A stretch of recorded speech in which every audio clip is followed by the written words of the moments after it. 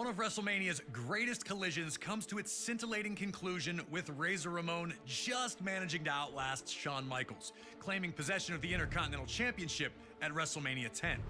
The latter match would open the door for future classics, like the TLC and Money in the Bank matches as well, forever sealing its place in WrestleMania lore. Our next match is another legendary moment that will live forever, as we head to WrestleMania 13. Rosemont, Illinois would play host to the most important night on the sports entertainment calendar. And on this night, a match that is the literal definition of an all-time classic unfolded. Bret Hart had been the face of WWE's new generation for years, proudly defending the WWE Championship against all comers and defending WWE's honor against its most heinous villains. After losing the WWE Championship to Shawn Michaels in WrestleMania 12's Iron Man match, the Hitman took some time off to consider his future options. When he returned, roughly 6 months later, there were drastic changes to the landscape of WWE's universe. Top among those was the rise of Stone Cold Steve Austin. The man who started the year off as Ted DiBiase's ringmaster would find freedom in his true identity, dropping his manager and finding superstardom in the wake of his 1996 King of the Ring tournament victory. Austin 316 says I just whipped your ass.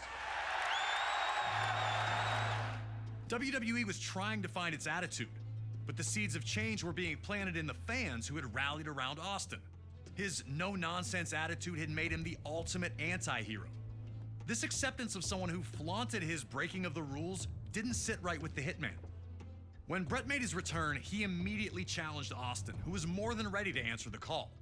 The two battled at 1996's Survivor Series, where Hart won in a masterful performance of a feverish back-and-forth battle. The loss only made Austin angrier, creating a single focus for him: to ruin Bret Hart's career. He'd eliminate Hart from the 1997 Royal Rumble match after officials missed Hart first eliminate Austin. The night after Hart captured the WWE Championship at Final Four, Austin would interfere in Hart's first defense on Raw, ending the reign before it could even get started. WWE officials would pit the rivals against each other in a no disqualification submission match. The loser would be forced to admit they were defeated by the better combatant. To make sure that order would be maintained, a special referee was assigned: the world's most dangerous man and former MMA champion, Ken Shamrock. And while Hart had the edge in submission wrestling, Austin was no slouch in that department. And he also had one other thing going for him: his promise to the world that he would never in a million years give up. Once the match started, these two unleashed months of hatred on one another. We were lucky enough to talk to the Rattlesnake himself, Stone Cold Steve Austin, to get his thoughts on this classic encounter.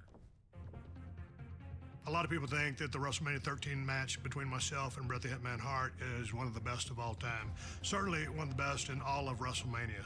To me, it's a very special match because everything happened so magically, and specifically WrestleMania 13 cemented the legacy of who and what Stone Cold Steve Austin was. From start to finish, we started it off, we brawled out, we came back into the ring, we brought various factors from around the ring into the ring to use against each other. Some of the stuff backfired on me. It was full of chills, thrills, and spills. I gotta call a spade a spade. I mean, it is my favorite all-time match, and I've been to some classics. Always an honor to get to pick the brain of one of WWE's top-level legends.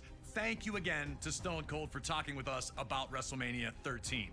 Now it's on you to try and find a way to take out WWE's toughest SOB. Remember, there are no disqualifications, so use whatever you can, and maybe you'll find a way to get him to surrender. I just wouldn't recommend messing with the referee. Shamrock's ankle lock is nasty.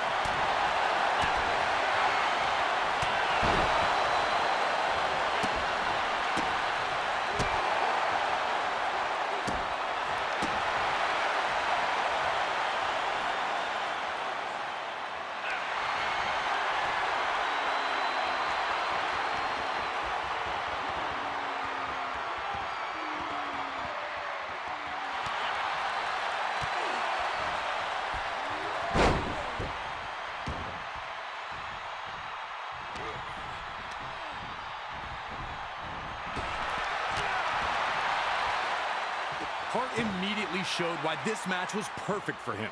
Instead of just punching Austin's face, he'd attack Austin's legs instead. Bret wanted to make sure that his search for revenge also ended with him victorious. Hurting Austin in a losing effort was worthless to him. Hart knew every single attack would be used to set up his vaunted sharpshooter, so he started the work early. The Hitman would also find ways to mix his technical style into a more vicious approach, like when he locked Austin in a figure-4 leg lock around the ring post. Normally, a hold that would be subjected to a referee's 5 count, Hart could inflict damage until he chose to let go. And just how much damage had the move done? Had Austin's knee brace offered any type of defense against the maneuver? Austin had the reputation as a brawler, but Hart was showing that he wasn't completely out of his element in this no disqualification match. Bret looked to keep things relatively simple, and so far the plan was paying off. Work the leg, break it down, and the submission opportunities would come.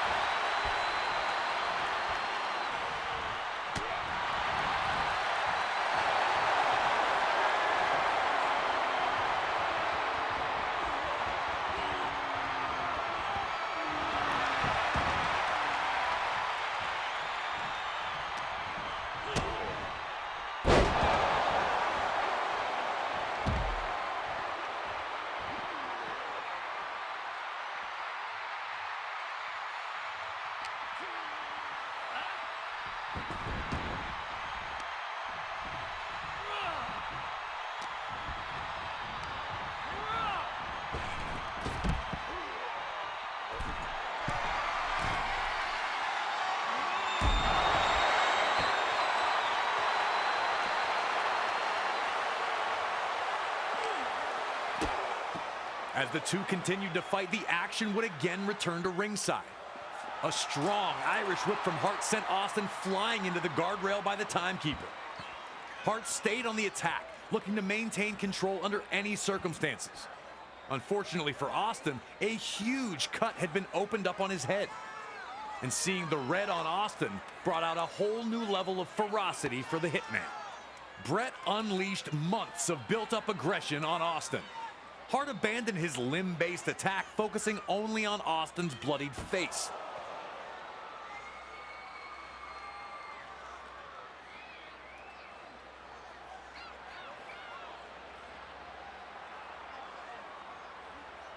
Austin looked to be in very, very bad shape now, all from an innocent Irish whip. It was now Austin's time to prove that he was everything that he said he was. Did Austin have the fight in him to keep going? Would he look for a way out now that Hart had him badly hurt?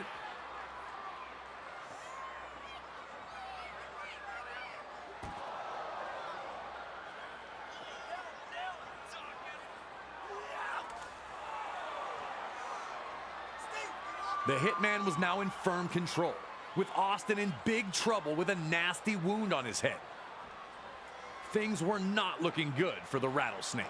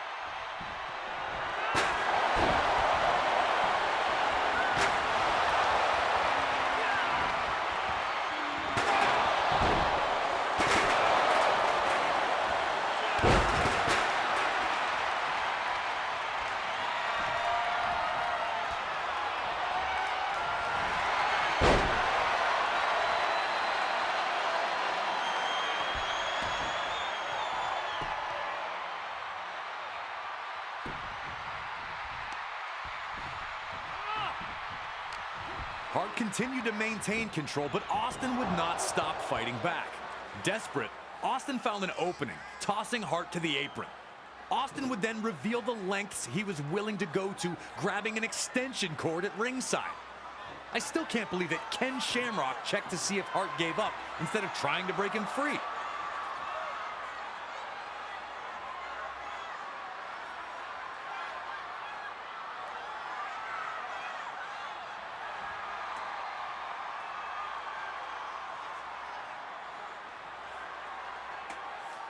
Just when it looked like Austin was finding daylight, the resourceful Hitman clobbered him with the ring bell. Austin had already looked like he was nearly finished. The fans, who had steadily grown louder in favor of Austin, tried to rally the Rattlesnake back to his feet one more time. Cut bad and now down again. Was there anything left in Stone Cold?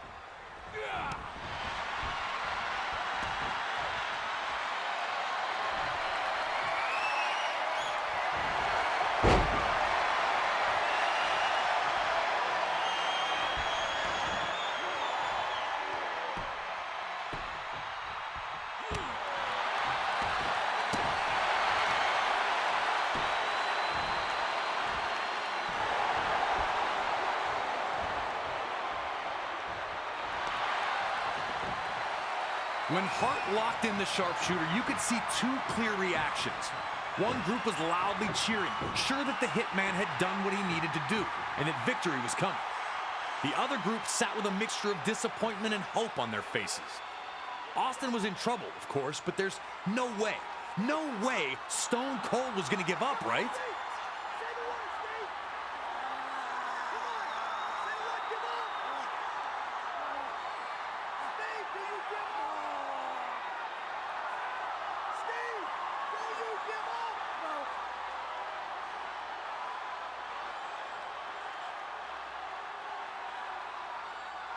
Bret continued to pull back, remembering all the things Austin had said.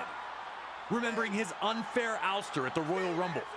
Remembering Austin costing him the WWE Championship. And Stone Cold kept fighting. Austin refused to give up, refused to lose to someone for whom he held so much disdain. Now it was the Bret fans who looked worried, and the Austin fans who began cheering, hoping to will their guy to one last incredible act. Bret pulled back and Austin pushed forward, taking every last bit inside of him to try and fight his way out of the sharpshooter. But on this evening, it wasn't to be. Bret nearly toppled over, but managed to rebalance and reapply the hold. Austin, in one of WWE's most memorable visuals, would struggle one last time to find an escape before collapsing unconscious.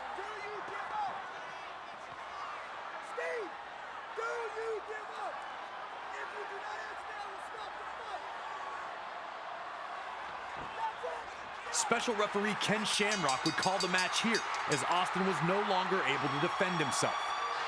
Yes, Stone Cold lost, but he lived up to his word and he never gave up.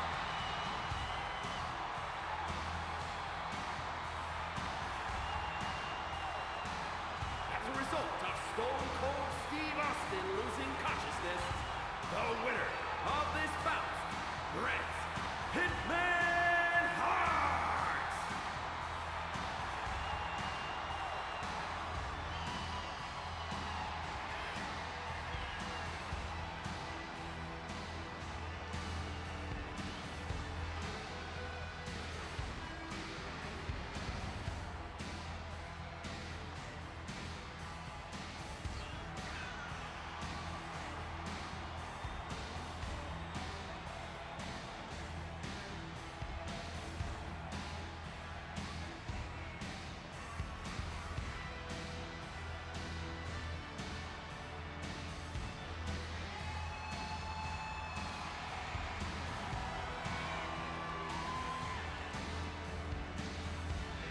Hart was happy with the win, but he still took the opportunity to attack Austin after the match, which only served to alienate whatever fans still cheered for Bret.